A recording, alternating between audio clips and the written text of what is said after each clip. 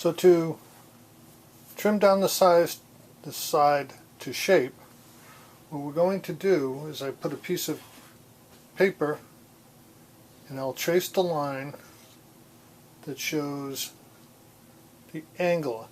We're going to have the back taper down so that when you rest your arm on it, your arm and hand will be facing the strings angled down. It'll make it much more comfortable to hold instead of having it flat across.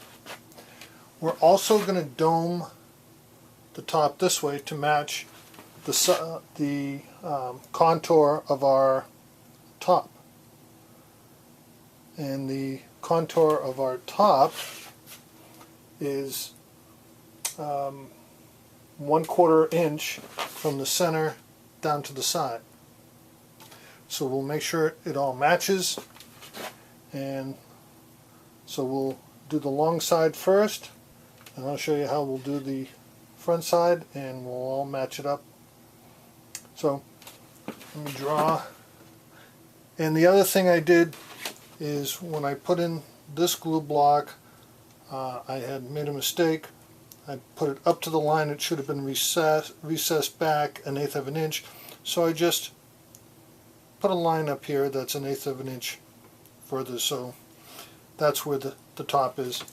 It's not going to be an issue. So we can take care of that later.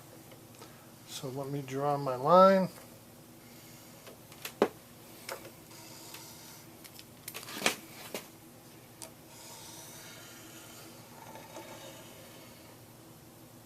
So I go from the very center line all the way down, and again, this is a prototype of this style kirar, so we're missing a little bit of space right here, so I'll get a flat piece of stock, glue it on there, and then when we shape it, everything will be perfect. So you can see, to fix the little mistake, I added a little piece of kerfing right here, extended it up a little bit, and then put a piece of side, as you can see right here, and have it overlap just a tiny bit so that when I flush up the side you'll never see it. As they say, the difference between a professional and an amateur is the professional can hide his mistakes a little bit better.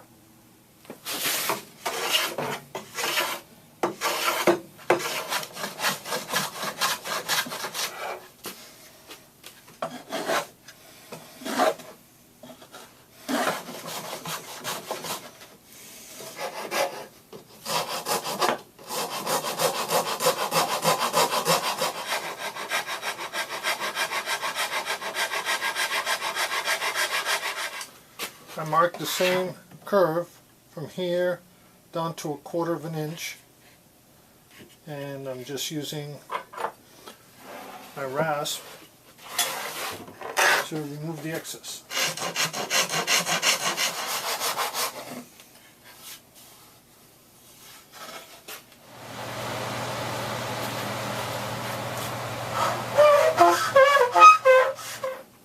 Now that I have the kirar contoured, as you can see, almost to the line, and in the front almost to the line. So the next step is I take a long piece of wood. I like using MDF because it stays flat. Put on some sandpaper, and I'm going to just sand it and make it nice and even. And the way I can tell that I'm sanding everything is I'm going to put pencil marks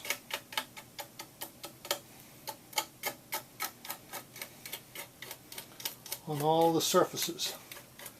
And if I see the pencil marks disappear, I know I'm sanding. And it tends to get quite loud, as you can hear. And when I do it, I'm staying parallel to the center line.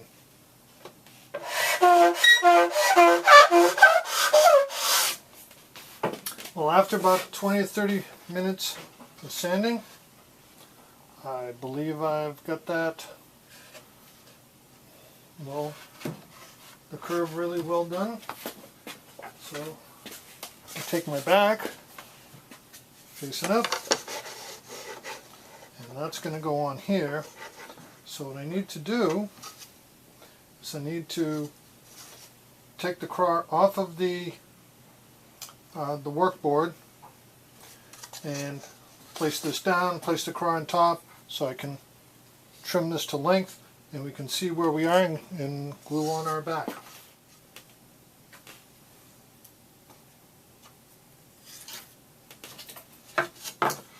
So I traced the outside edge, and the next step is I need to cut this about 1/4 of an inch or so all the way around so that we can then use it so then we can make sure that it's not going to break off, because if we have these loose edges when we try to secure it, they'll probably break. So if we trim it close, they won't break as easily. They still might break and we can fix that, but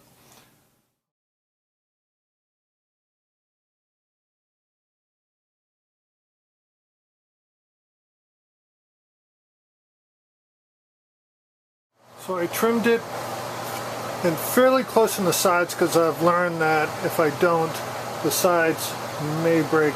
The ends I'm not so worried about. The sides, because it's going with the grain, may crack. But I think we're good. So I have my back rather. We're going to do a test clamping. So make sure I have my center lines on all my pieces. I have an idea of where it's going to go, and I hand press it and I can see it looks pretty good. So then we're going to clamp it with this whole monstrosity. And what is it? It's nothing more than a bag of these number 107 rubber bands that have been put together in a large chain. I find if I temporarily clamp the top down, it makes things a lot easier. So I put a couple of temporary clamps on, I'll line up my center lines, make sure that we're all set. I have the lip all the way around, so I take my first one and make a little loop to start it.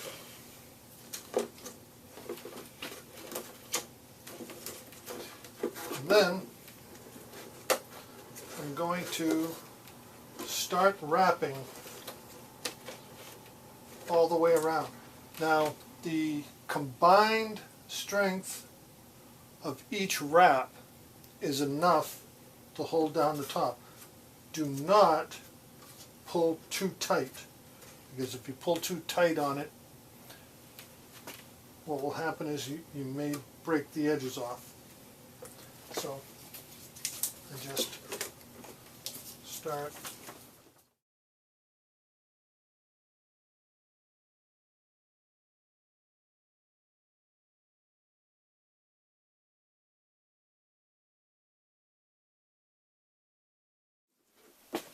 So then I check to make sure it's pulling down all around and that there's no gap anywhere.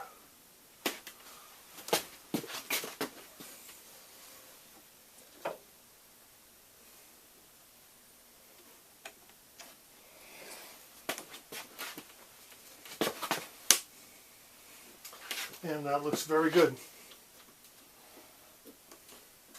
So now that we have it tested, it's time to take this off, put some glue on, and we'll glue it up. So the glue up involves just putting a small bead of glue all the way around on the outer edge.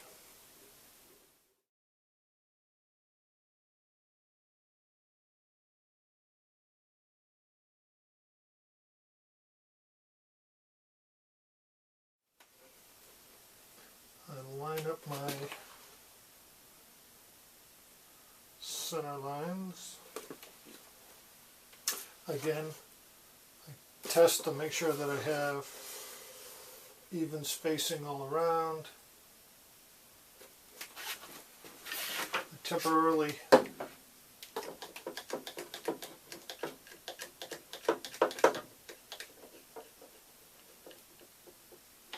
clamp it.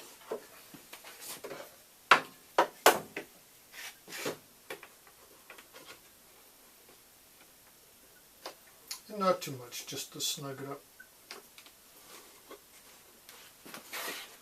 Recheck my center lines. It always slides a little bit.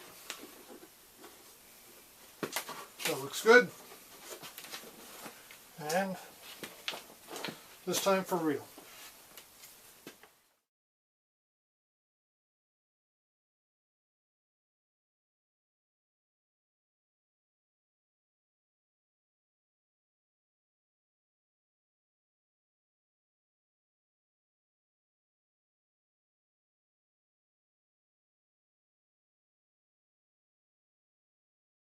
Still the same. So I check and I see right here it's up a little bit, the center line is up, so I'm just going to put an extra clamp there and that will work. I'm looking around and I see it nice and tight all the way.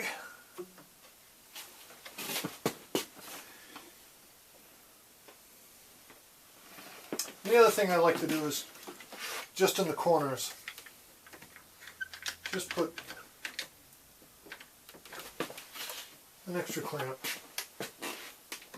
Again, not too hard, because the combined pulling of all of these, the combined pressure, will hold it all down. So there we have it. We'll let that dry at least 30 minutes. Since it's the end of the day, I'm going to let it dry overnight. And when we come back, we'll fit the top on and glue the top.